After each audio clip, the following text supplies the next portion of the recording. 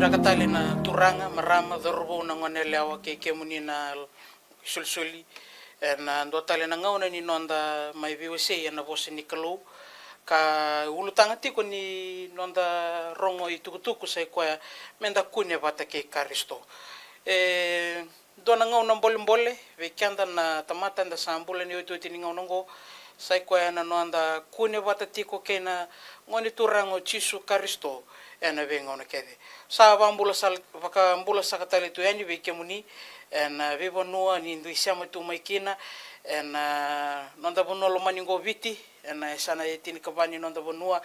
ena ve indel ni abu turanga ena ve korkoro ena ve anu sa vambula sakatu yani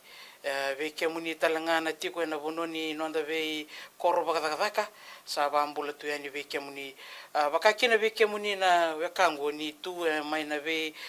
sai burubura ka na bononi sa vengarabi tu kina bina vale bona no muni sama tiku mai ka vakambo tani na vakalonga tataki kanda vakatoto vata na kalu ena nonda ve wasi ena tikininga una bina kongo ni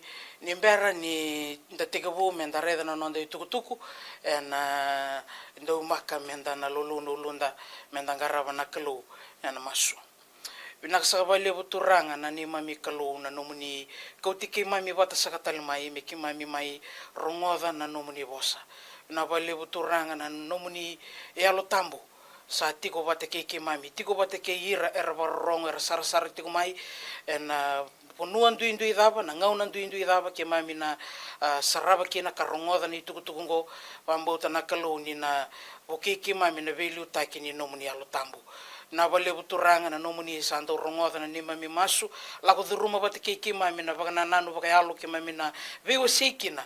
na ngauna bina kongo ni bosota kambokoda saka na ni mami ndu ibalabala ke mami masu na bukumuni chisu na ni mami turanga ka ni mami bakambula dina duanduanga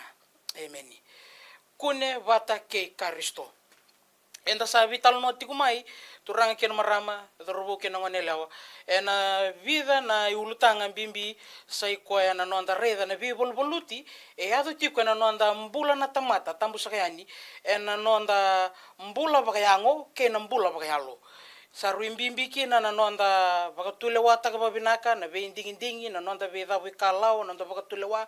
menda sorba kikenda ka bagalala ikenda ena velu taki ke na daka ni yalo tambu ni kalu ena nonda mbula merao bona kalu me bakasudumi kenda tiko ena nona yalo tambu merao vikenda menda vua taka na vua ni yalo tambu sei kwa ena loloma sei kwa ena yavu endambi tu kina na kalu kena nona itobo kena nona mati ni tu kena nona ibunau ninda na viu seitale ena tikininga unongo enda na reida na bimbi ni nona I vala ndondonu o karisto ena nonda mbula I vala da natamata nadavo karisto veiko vateke yau nadavo chisu veiko vateke yau tale ninda mai reida na karua ni ulutanga sawati enda reida tiko na vi bagdalai erao ninda mai lututukina na tamata lotu va karisto ena nonda mbula ni vevekani vateke na kalu lako vateke na kalu sarao nimbikai kenda tu na vi bagdalai ado bwana farisi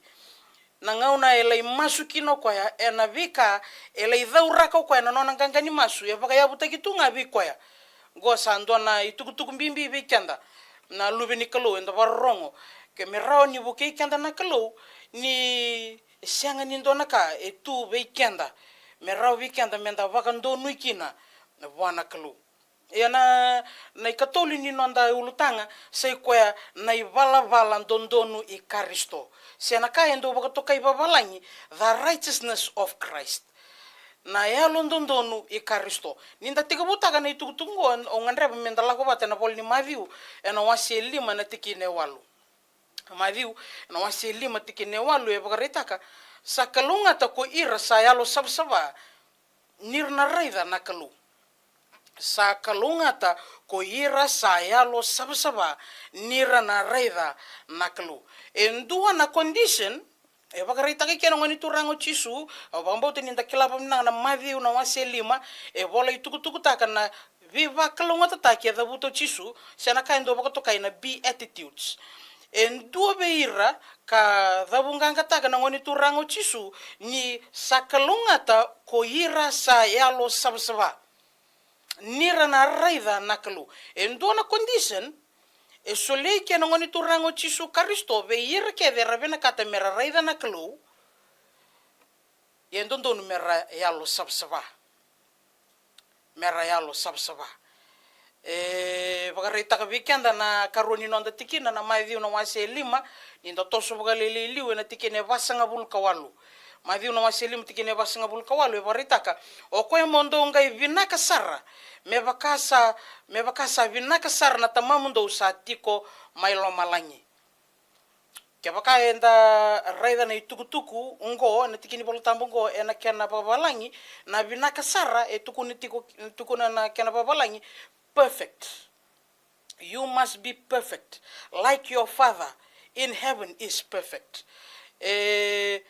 Darede tiko na condition ni ngangandre ni lomalangi ke vaka enda vena kata menda raida na kalo ke vaka enda vena kata menda mbula vatake na kalongo ia menda tamata yalo sabsava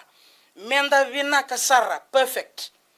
ena nonde tobo ena nonde valavala sananga irau weekenda menda mbula ena wana kalo mbuka wangango na kalo vakaisera ungo yo yana condition e sulia na ngoni turango chisu karisto ve ira rabena kata merreda na kalo ve ira rabena kata mera tiko bateke na kalo yo ira mera tamata yalo sabsava mera vinaka sara varita ka weekenda na bolni pita na mateni pita na wasendua tikene tinikalima kena tikene tinikaono ia ni sa yalo sabsava kokoya sa kavivi kemdo ndo yalo sabsava talenga ko ikemdo ena ivala kevenga tikene tinikaono ni savolai ndo yalo sabsava new sa yalo sabsava ko yau ndua na ngangandre vagarita ike na turanga na kalo ve ira keve erangaravi koya mera yalo sabsava sena kena babalangi ni tikini bolo tambungo tukini bango for they to be holy keni mbalimbali sandara vike tolu na vaganananu ninda vena kata menda reda na kalo ninda vena kata menda tiko bateke na kalo ia na nonda itobo na nonda mbula me yalo sabsava me vinaka sara perfect me holy siang ni rawa buana kalo me kauta indona tamata ilo malangi me viwa sanga bulu ka viwa poindi viwa na nona taudoko siana nona vinaka menga indua tikuna pasende na dha sinrawa ena lei vagalenga ilo malangi na kalo era ni kauta ilo malangi na tamata san dona nraw na pasende vinaka sara sabsava yalo ndondonu vakaweti sa vuke kenda na kalo ena kabini ena ngaunango mendarida ni sai kwengo na itubaki ni nona ngangandre na kalo vaendo na tamata me vagarau taki kwaya ena singa ena lesumaikina na kalo me rau wana tamata ngo me la imbula ilo malangi ninda lago dhuruma na ivola tambu vakambimbi na ivola ni Roma na Roma na wase tolu tikina itini Roma na wase tolu tikina itini vakataki weekend o Paula endua na yasana vimbasai maina ngangandre vakaraitaka na ivola tambu mendua na tamata mbulo batike na kalo sei kwa me alo sabsava me vakaya varitaka na kiana babalangi pure in heart me perfect me holy iana volni Roma na wase tolu tikine tini na ngauna sa tuba kata kamaikina na volni Roma Paula ena wase ndua ena wase rua kena wase tolu sa vakataki laki no Paula ni tamata tudoko vala da tiu kena ke mate ni tutani enda tamata vala da tudoko ninda wili kana tikine tini me vakana kasa volai sa senga indua sa vala ndondonu sa senga sara endua matata na tikini bolo tambungo ni senga nindua vala ndondonu senga nindua yalo ndondonu senga nindua holy senga nindua perfect e senga nindua e piwa in heart enda tamata I vala dha to doko na tamata se bagadava na itutu ni lotu enda yadhova se bagadava na levu ni yalo au rawata ena loma ni lotu se bagadava na nongu solia na vika veir na ndrabua se bota veir na tamata na nongu yau e senga ni dua na tamata na ruku ni mati ni singo meta mata I vala dondonu ke mbale sandana rawa ninda nretamai na vagana nanungo me vagarita ka vikenda ia na condition e tukuna na ivolotambu me pure in heart me perfect me holy me alo sama me alo dondonu ia ngai tukuna vikenda ni ivolotambu na bolni Roma e senga nindu e vala dondonu ia ke baka sao kwengo vikenda na biukani na nona ngangandri na kalu ngai senga nindu e sota barau na ngangandri ngo e sana ngai ndo na mbole lebu vikenda menda reida na vivekani e vagareita kai ke vikenda na nonta vagana nanu e na ngaunongo na Roma na wase tolu tikina tini kandua kena tikina tini kawalu e vagareita ka sa sianga indua sakila sa sianga indua sa vakasangarana kalu e vagamata takai ke o Paula vikenda na vivekani na condition se na yalo nimbula enda mbula kina na tamata I vala da gona nondaru nature o kendaru seng ni raw weekendaru mendaru nrota ngon daru tamata I vala da seng ni raw weekendaru mendaru kilana vika bakalo se vakasangara na kalo ngetukuna vango kana tikina tin karua era sa lesu tani kevenga era sa yado vata me senga nianga sa senga endua na sa I vala vinaka sa senga sara endua tikina tin katolu ai mbulu sa andola tu na nonra I tilo era sa ando vi baka isini na ngusunra sa tu e ruku ni mbele ni ngusunra na welinganga ni ngata sa sina ina ngusunra ena ruru ke na vosa daunganga tikina tin kalima sa kusarawa na yavanra me vakandaviananra sa tu ena nonra sala na rusa ke na rawa tikina tin kabitu ia era sa sianga nikilana sala ni ve vakadingui sa sianga veira na rere vaka na kalu e vaka matata takai ke vikenda o Paula vikenda na lubini kalu enda sar tigumai me vaka ndei taka vikenda na nda vaka nanu ni sianga ni ndua na tamata e vala dondonu e sianga ni ndua na tamata e vinaka sara e sianga ni ndua na tamata e alo dondonu rawa mboleta na I vala ni nondambula e vala dha e tiko ena nondambula na tamata sa nda na rawa ni na vagamata tataka sarangai ke na vonua e venakata na kalu sai koya na yalo sabasava na vinaka sara ke na yalo dondonu mbula vakatambui mbula taudoko ke na yasana kandu e vose ke no Paula ni sianga ni ndo vikenda e vala dondonu e sianga ni rawa ni kilai na kalu sia vakasangara na kalu na dha e tu vikenda maina tembe ni ngusunda kina I vala ni nondambula kina vivonua lako kina na yavanda e vaka matata takatiku ike o Paula na condition of our sinful nature na tamata me vuki kenda na vaka nanungo ninda na viwasei katomana ninda reida na vol ni Roma na wase vitu tikina tin kava Roma na wase vitu tikina tin kava e vagareita ka vango ninda sa kila na ka vagayalo na vunau ie kuyau au sa vagayango walnga kau sa volitaki kinada na nona I vunau na kalu koya nganreva menda talai rawa kina tukuni vango ni vunau ya e vunau vagayalo spiritual law ie o kenda na tamata tukuni vango enda sa volitaki kinada e vakayango na itobo ni nondambula e sianga ni raw weekenda menda marroen na ivunau sei kwa na vala e vinakata na kalu menda mbula kina sianga ni raw weekenda e sianga ni tu weekenda na kaukawaya mbala ta kenda enda sa volitaki kinada e tu enengonda na dha enda sana ngai vagareita kai ke ninda na vitala no sombu na iwali nilenga ngai vagarautaka na kalo ve iko vatake yau na tamate vala da me raw weekend arumenda rulago mai na condition rango kina condition e vena kata na kalo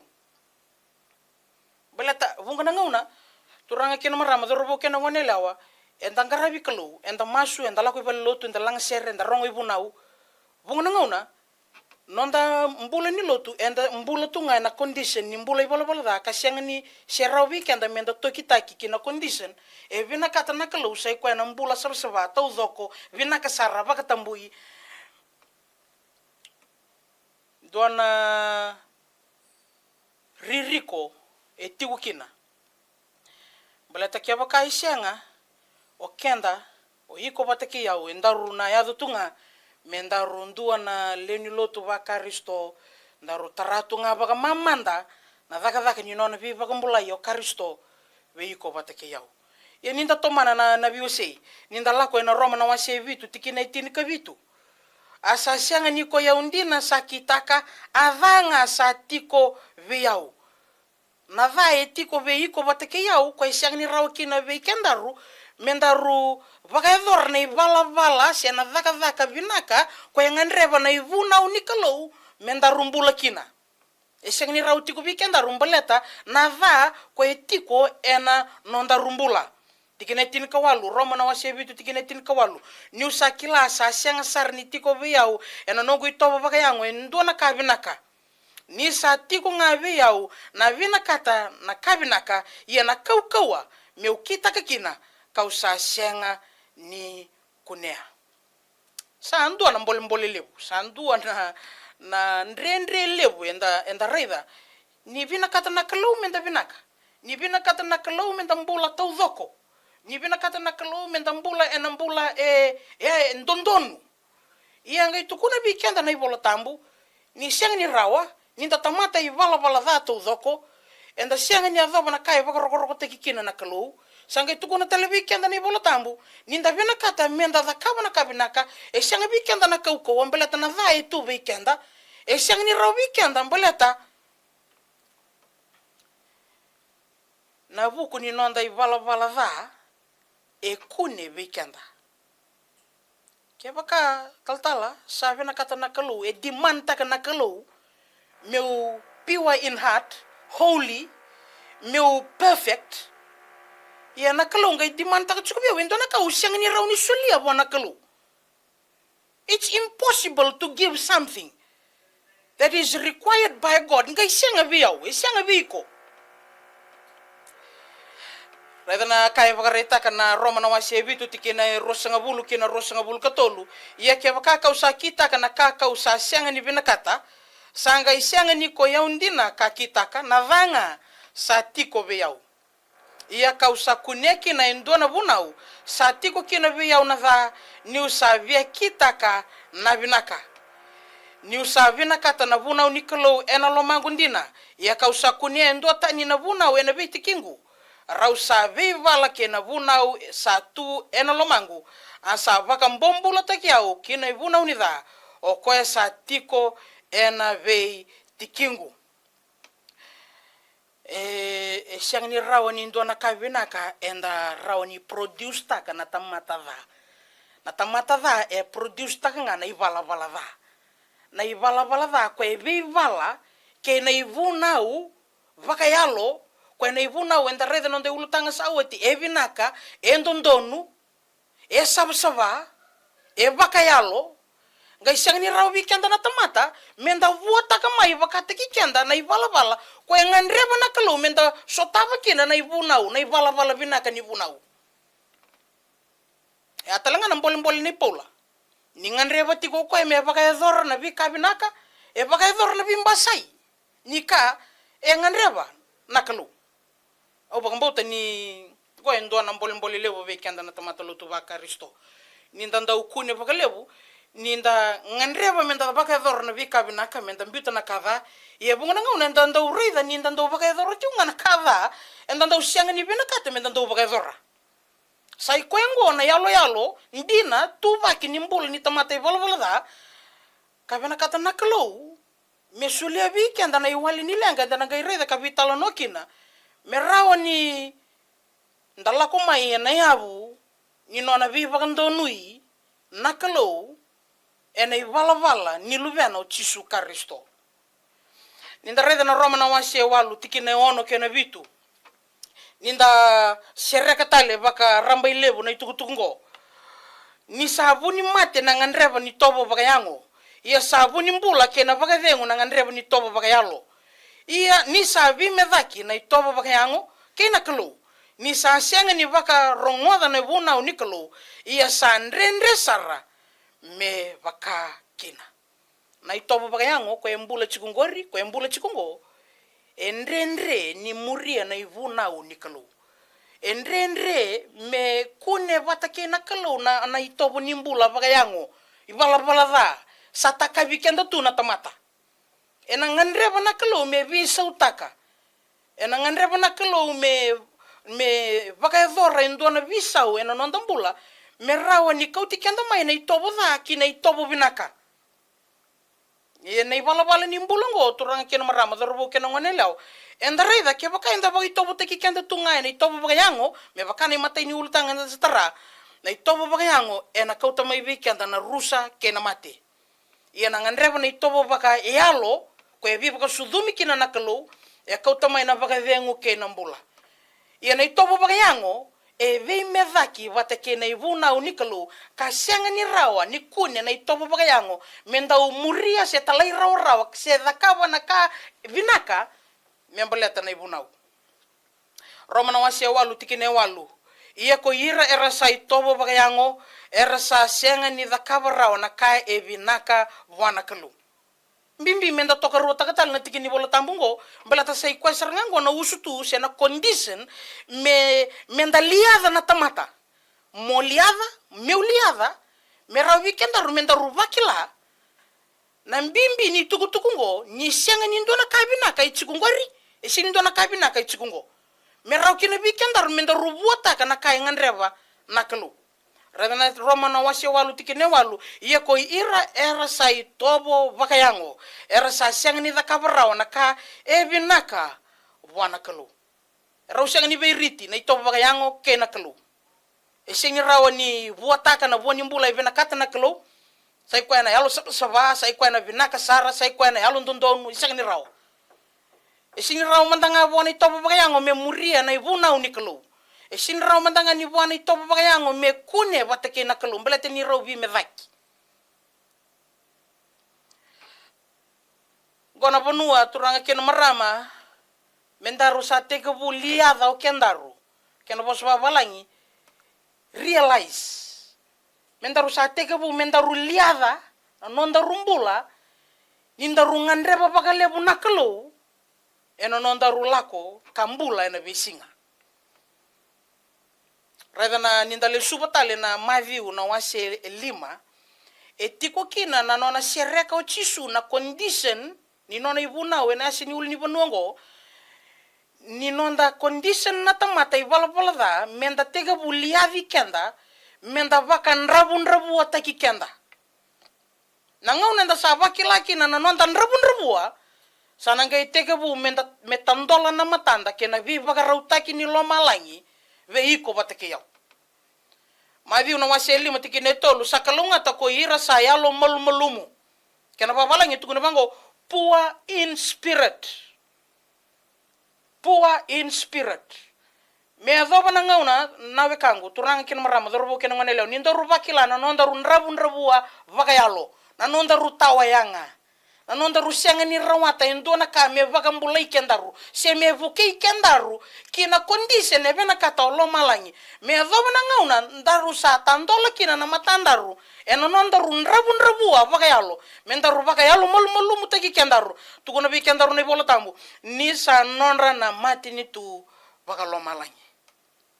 meni me adoba na ngauna ndaru vakila na nonda runrabua vakayalo tukuna bango na ibola tambu e solia saranga na kalobe kendaru na nona mati ni tu baka lomalangi taleo ya na dona kavuni etiko membaleta na biblical principle sequoia ni vika keve na vika keve ngandreva na kalo mebe iko batake yau okoya solia si okoya supply taka do bagarita kini everything God demands, He supplies. Na vi ka ke e demand taka nakalo, e supply taka tal nakalo, ve iko vateki ke vateki yau, me rawi kendaru, mendaru o kati kendaru menondaru nakalo ngata oya. Nangau na sandaru vakilaki na nondaru ndrabundrabua. Na tikineva ni madhi no waseli mutukuna vango sakalo ngata ko ira sandautangi nira na vakadengui. Ninda sa vakila na nonda ndrabundrabua sana tarava na mbulani vevutuni. Sanda na tegevu menda tangidhaka na nonda mbula. Mon. Ni sagni ndona kai chikungo mevuki yaukina. E sagni nongu itutu baga lotu, e sagni nongu soli katini, sagni nongu marroya na singatambu, sagni wako yewe na ndona kakana se ndona weningunu, e sagni ndona ka audhakava me uvaga ndoni yaukina sianga. Na nona bi baga mbula inakalu endambe sarutunga ena nongu vakila ya una nongu vagaloloma na nongu ndrabundrabua. Me adhava ni uvakila na isoli ni veivutu ni soli anakalu me utangidhaka na nongu mbula. Tukuna bango na boni chikini bol tambo nira na vakavengui. Blessed are those who mourn, for they will be comforted. Na vakavengui. Sando na isoli tali isoli olomalangi. Go turanga kena marama dorbo kena ngonelewa mendaru realize taka. Me yado mai na nondaru vaga na nanu. Ni sianga ni ndona kai tuve kendaru. E sianga saranga ni ndona kai rao ni ndaru dhakava. Mendaru tangi vaka na nonda rumbula, mendaru vaka malumolu mutaki kendaru nakalu yang andreba me vaka vengu iko me vaka vengu yau. Madhiu na wase lima tikine lima. Ntatomana sakalunga tako ira sayalo malua nira na taukena nabanua. Blessed are those who are humble. Kila na yalo ni yalo malua. Na yalo maliwa endo na itobo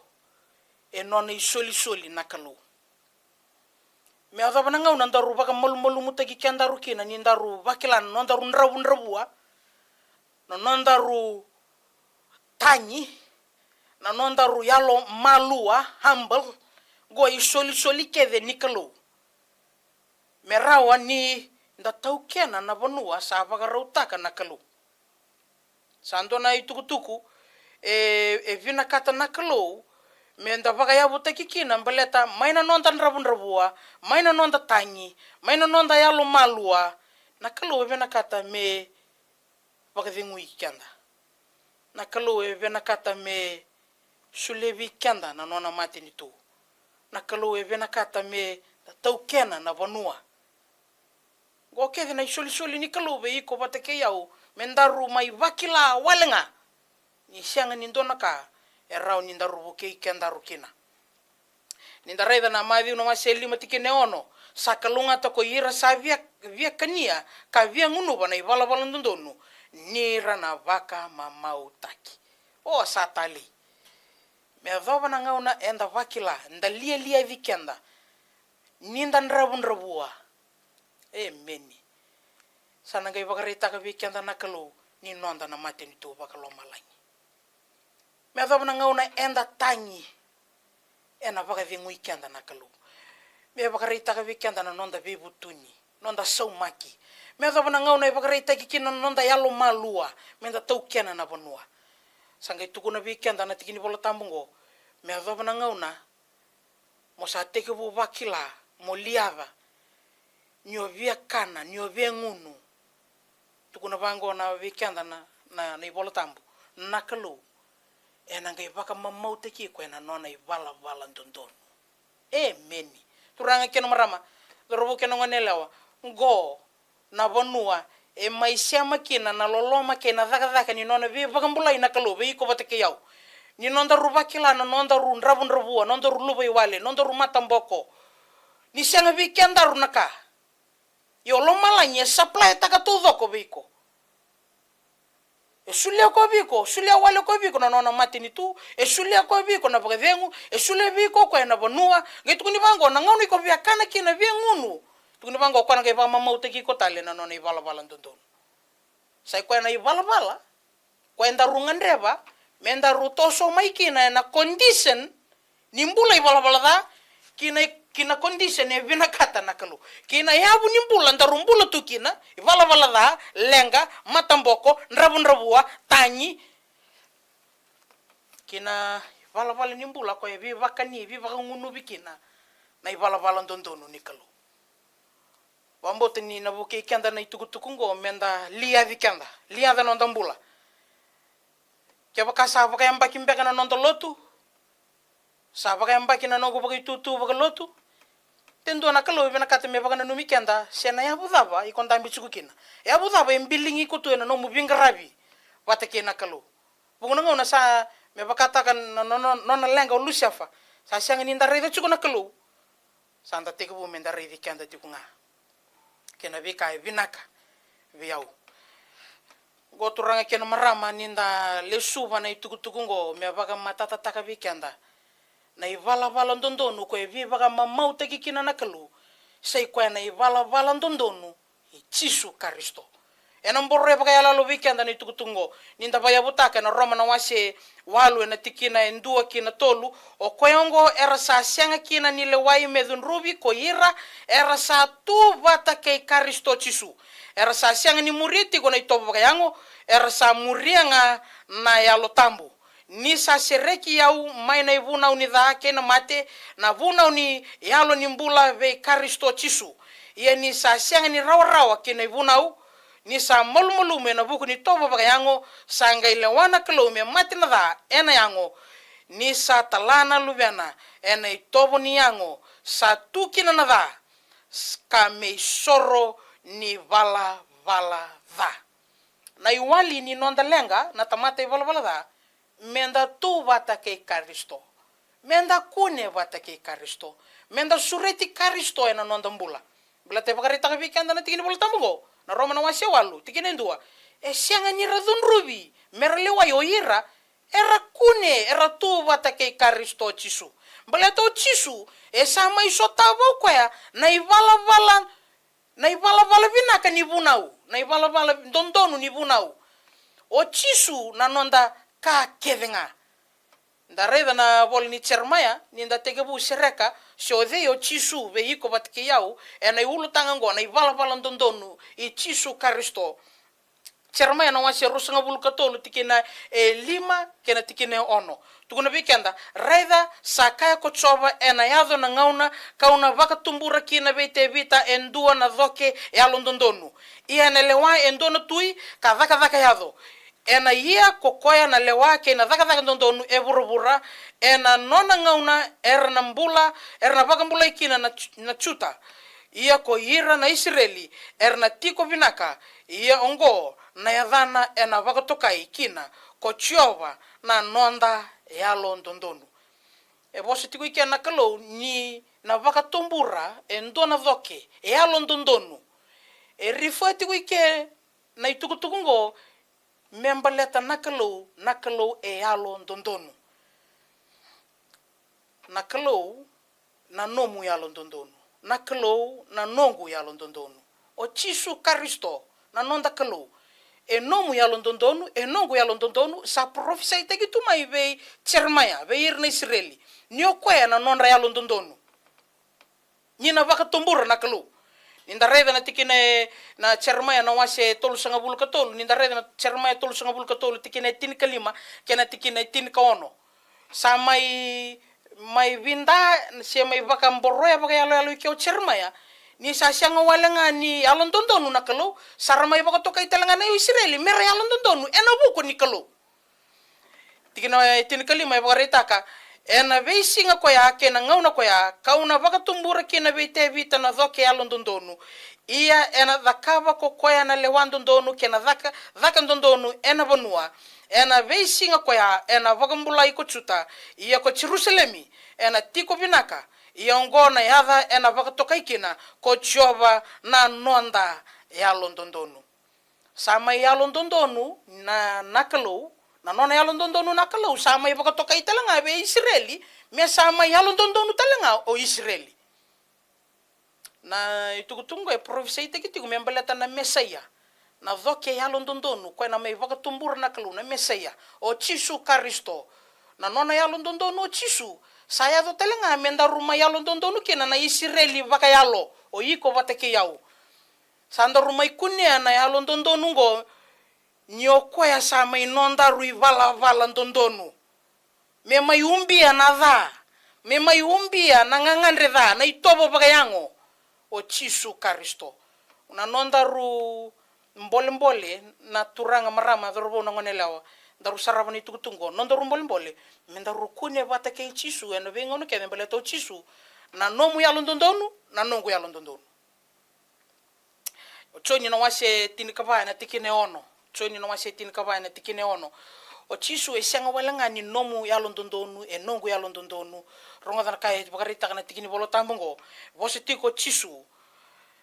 sa kai wako Chisu o yauna sala kena bunindina kena bunimbula sa sianga ni torobi tamangu walanga endo na tamata ena vukungunga o Chisu e sianga walanga ni nondaru ya londondonu o Chisu e nondaru sala o Chisu e nondaru mbula o Chisu e nondaru ndina o Chisu na sala na ndina na mbula o Chisu ni ndaru sa vingomi Chisu ndaru sa vingoma na nona ya londondonu ndaru sa vingoma na nona ivala vala londondonu ndaru sa vingoma na sala e viva garautaki kina o Chisu na ndina e solia o Chisu keina mbula e tube Chisu sengwalangani koya ni ndareda na mataini kornida na wase endu tikine tolu sangabulu ia mai ve koanga ndo sa tu vatakina kei Karisto Chisu o koe sa dhakava na kalo me vuni vuku ve kianda ka vuni vagandonui ka vuni ve vagasavataki ka vuni mbula o Chisu sandaro nyokata me nonda ka kevenga na kai sang ni rawi kianda e tu kevenga ve Chisu o koe na nonda vuku o koe na nonda sabsava o koe na nonda mbula o koe na nonda ve vagandonui wana kalo o Chisu sa nonda ka kevenga ko ngo indona ka menda rekitaka na ve ngona kevenga ka marauta na kovela ta Chisu mbele to Chisu saya do menonda ka kevenga ninda vaga toto batata na itukutungo ke na vaga lolo ni songsongolotu ne ka oti ni songsongolotu ne volni vaga ta klase kwa ni songsongolotu mai leutisia ena nonra tukuno tunga oira ni ravinaka ni rabutuni au ni sang ni ndona ka erelenga kina ya na klu ere tu mai na nonra vaga lolo nonra lube wale na nonra matamboko na kalu sanga i vakatoka na vakatekla no wase tolu songo lotile tisia la komai mai volia trade no mu vakaloloma na kalu na sulia na kaula na siliva no mu matamboko na kalu na sulia na lumuni mata me rairawa na no mu lubai wale na kalu na sulia na noni vala ndondo no me bi vaksulumi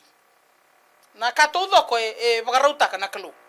na weka ngo isang nindo kino no muyulumbale isang nindo no guyulumbale na condition ni bola da me ka ko ni nondo yulumbale mbala to Chisu sayado me nonda ruka kevenga me ndaru sulia baka woti na nondo rumbula ve Chisu waretak na ipriu na tin wase tin karua na tikina rua ipriu na wase tin karua tikina rua waretaka kamenda baka reidi Chisu o kwa sa baka tigabuna e na sauma telenga na nonda baka mbauta o Chisu me waka usava kareta ko oti o Chisu na nonda ka kevenga o koya e vaka tekevuna e na mai sauma talenga na nonda vaka mbauta. He is the author and the finisher of our faith. Me buki kenda na kalu e na nonda rongoda ni tukutuku ngo menda vakila ni sati ko Chisu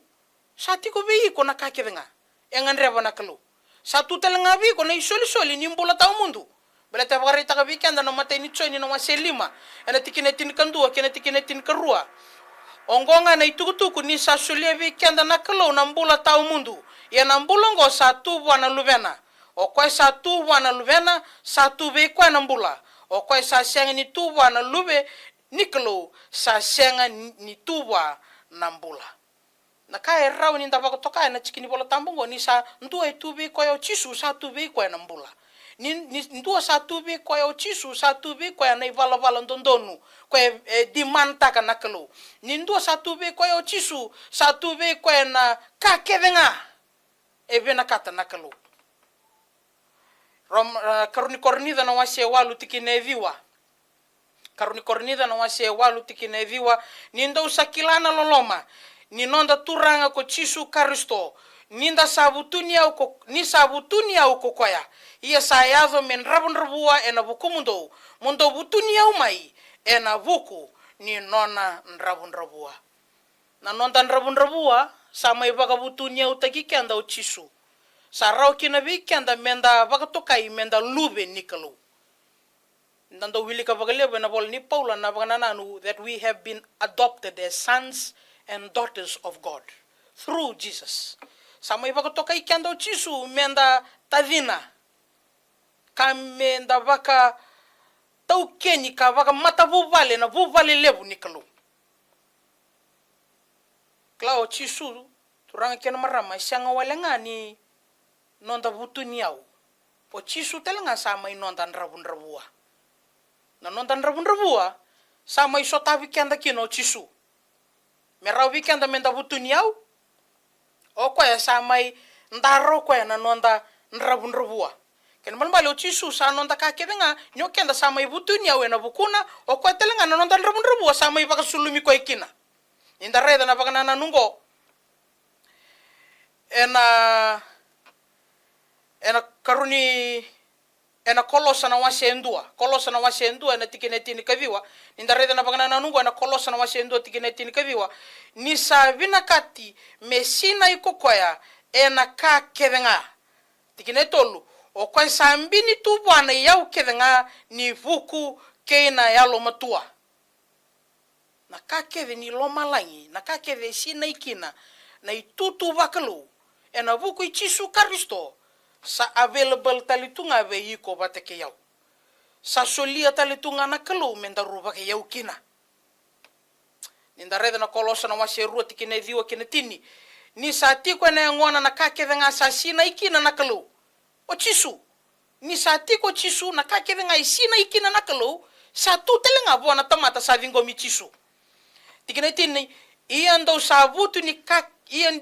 tikinetini ian do sabutu ni kakedenga vekoya asa liu takira kedenga ersa liu ke ira sa kaukawa kokoya mebuke kenda na kalo ena ngono ngono ndareda na itukutungo nyo Chisu ena veka kede sinai ka kilaikina na kalo sa vakai vota taki wa indona tamata sa vingoma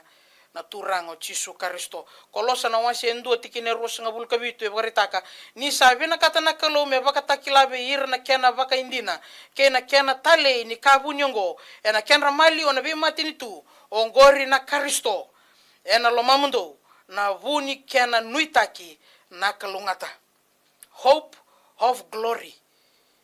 na inui tale etu ninda savingomi Chisu Kristo se dava na kana ya dona mbulongo se o tamata butuniau se o tamata rabua se o daka si sianga ni utu batake Chisu Kristo sa nungu talenga na inui e viva kalunga tataki se ko na nona rei vaga romai na ngone turanga o Chisu Kristo me buke kanda ni tukutungo ni ndavi talono takatiko kamenonda mbole menda kune batake Kristo sena bunu dava au mbula vi mali waikina ena nongu itobo ena nongu ivala ena nongu ivosa ena nongu bagana nanu mesambula katiki ni nongu vika kedenga o Chisu Kristo kolosa no wase ndo tikine rosa ngabul kawalu o koe keto sabuna utaka ni keto sa vakasala takatiko na tamata yandua ka vakabulida na tamata yandua ena vuku kedenga me keto vakareta kakina na tamata yandua ni sabi nakasara ena vuku I Kristo me nonda mbole ngo na nonda vinaka turanga ken marama garubo ken ngone lawa rangoni nonda vinaka e kune ndondoanga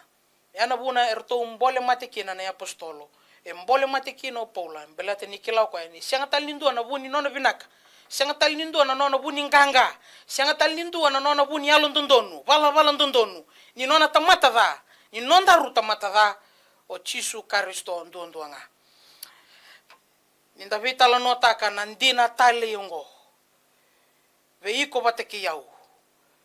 Tukuna vikendaru na karuni kornida na wase walu tikine viwa. Nindou sakilana loloma ninonda turanga ko Chisu Karisto. Ni sabu tunia ukokoya. Ia sayado men rabun rabua ena buku mondo butunia umai ena buku ninonan rabun rabua. Enda samai butunia ena buku ena vika isina ikina na kalau. Na kakeve vagaruta koloma langi veiko. Ia na dava yalo nin rabun rabua. Kwa samai vakatangarabua o Chisu Karisto. Ninda vital nokina. Rongadongo karuni korni dana wase lima tikine ruasanga bulu kandua. Gona nonda rabun rabua samai dola na ngoni turang o Chisu Karisto. Tukuna vikenda runi bola tambu o kwaya sa sianga buana dala sangisia ko kwaya me sor ni nonda ivala da me baga edori kina vikenda na vi bagando nui nikalo ena bukuna. No nonda ruda ena nonda rabun rabua samai vakatangara nakalo ve Chisu Karisto. Ninda reda na aisia lima sanga bulu katolu tikine vake na lima. Endina sa dolata ko kwaya na nonda rarawa. Ena nonda rabun rabua. Kasa dolata na rarawa ni lomanda. Ia ena vaka lewabua ni sayavita kadhunrubi maiwana kalau. Ka vaka rarawa taki. Tikine lima. Sa vaka mabua taki ko kwaya na buku ni nonda talain renre. Nonda talain renre. Ena nonda rabun rabua. Kasangangi na buku ni nonda dakadala. Yana nonda rabun rabua. Sa taubua nadun rubi. Sa vu ni nonda vive na katitale. Ia na weni kena kuita. Enda sa vaka mbulai kina. Tomana vikenda na tikine wano ni aisia lima sanga bulu katolu. Ko ikenda kede enda sa sesinga me vakana sipi. Enda sa ndui lesu tale. Tani kina nonda sala ko ikenda yandua. Ia ko choba sa vaka tauda vikwaya. Na nonda dakadala kedanga. Ena buku i Karisto. O Chisu sayado menda butunia ukina. Sa sulia ko na buku, sa sulia ko na kakeve sina ikina na vika vakalo ve iko bateke yau. Ia o ko talanga sama inonda rabua sama idola ko ya na da sama idola ko na nonda ibola da na nonda talendrendre nonda dakadala sama idola na ngoni turanga o Chisu Karisto. Me buki kenda na kalau ena itukutukungo menda lia vikenda. Ni nonda rabun rabua ni nonda butuniau. Sama vakatangara na ngoni turang o Chisu. Merau veiko na wekangu lomani. Mendaru wili, mendaru lube nikalu. Me buki kendaru na kalu. Nindaru rongo da ni tukutukungo. Nindaru mai vagaru vagadabara. Filipai no wase tolu tikine vaki na lima. Ia ko yau endina sa nogu na kava kayango me vagarabikina. Ke baka sa ndo tani sana numa sa tubwa endona ka baka yango me vagarabikina au sa wasibi dakikina au adilibi ne kawalu ni singa au asudu me lube Israeli mana ebusa ipentsamini o yau na ipriu mai beirau na ipriu ena kani bunau au afarisi ena kani loma kata au abagada ni songo le ni lotu ena biba kando nu isayado mane bunau au asyanga ni dala tikine bitu ia na vika ka watalitaka yana vika ka watalitaka au savaka me yali vakandua viau me nongu kina na Karisto. Dona ka serta kai ke na tamate ni kalu pola. E siang ni dona ka binaka e tuba. Siang ni bonua la ko mai kina, siang ni nona muri bunau me vakai dona farisi. Vena katanga ko me rekitaka. Me kune vata ke Karisto. Filipai no wase tolu tikine walu kena viwa. Iyo endina nga ni usanga vaka yalitaka vakandua via una kakeve nga ni sa wosi vidakikina na vekila ike Karisto Chisu na dongo turanga o koya kausa bosote kina me yali via una kakeve nga ia kausa vaka sama ni sandeni manu walenga me urawai Karisto kina menongo tikine viwa me kirau kune vatakaya me kako ni tubi ya una viva kandonui sarawa mai bwana bunau koya nga sarawa na vakambauti Karisto na vakandoni sa mai wana kalu ena vuku ni vakambauta. Ninda dava ena itukutungo e nonda rumbole minda rulako mai wana kalu ena vakambauta ni vi vakandonui ni valabalandondonu e Karisto. Enda nanuma na italanoa membaleta na dhorbo ubutuniau. Leitarongi Chisu na dava na ka me dakaba me rawata kina na mati ni tuba kalo malangi. Sangkai tukuno chisu be koya. Na ibunau. Gai bagarita ko koya. Awas ada kabuti kumengor ni se ondelai me adobongo. Sangkai taronga ngabi koyo chisu endona taro. Me bagarita kabi koya. Me lako me leiboli takana iau ke de tuba me lako mai. Me muria nongoni turang o chisu Kristo. Kanirara wana wekangu ni ngone sena dorbo butunya ungo sianga talinga ikune bakando na kene talanoa. Bela tela ko tunga mo ko na yabu ni nona bakando ni ko bakati ki ko kena kaina numo ko ni dakaba mendonu wana kelo. Ye ni ndare de ndo tal na dorbo ya rumbe ena yasini ko bela tai chisu. Ena nona sare na biba ko totongani na biba sisiwani na biba liliai ni ngalu bolinga na turanga. Sa wakila na dorubungo ni sa ikwengo na yalondondon ni sa ikwengo na dhoke ite vita ko baka tumbur na kalu mevu ni bi bakalu ngotataki mevu ni yalondondon be Israeli sa tata kumbe na dorubu ibala bala dango ndombutako be ko na turanga ilili toka iloma turanga ninga na numiau ena singa ni na lesu tale makina dona vosi ni ala tale ya do bana dorubungo ni dabuta na turanga endai ndaru na tigo bata mai partaisi. Mendaru bakila na nondaru matamboko, nondaru lubi wali, nondaru bakaloloma, nondaru tawayanga. Yo chisu sayado me nondaru kakedenga. Mendaru solia na nondaru mbula be chisu. Me yado mendaru kune bata keikoya. Ena be ngau na kedenga. Mendona nonda masu. Turanga binaka sakabale buno muni bosa. Binabale buno ibala balandondo ni chisu Kristo. Ni lubata tani na nema mimbula ni vakando nui kimami vakate kimami lubata tani na mbula ngelengele o ibala bala da ni vakasulumi kimami na nomuni alondondonu na buku chisu Kristo na lubemuni ka vakasina kimami na vika kedenga vakalo malangi binaka sakabale buno nomuni mai rumbe kamuni vakandrabundrabu te kikemuni merau kena be kimami na mbula vakalongata taka indona vekango vakarongo tikumai menona na itukutungo melako na vakadengu ni kimami vakila ni siang ni indona kai tu be kimami na kakeve tu ngabe kemuni o kemuni sayado moni mami moni nei mami kakevenga bina vale buna kalona no muni sando rongo masu kimami sa masu na vakavini binaka vokumuni chisu na nei mami turanga ka nei mami vakambula amen.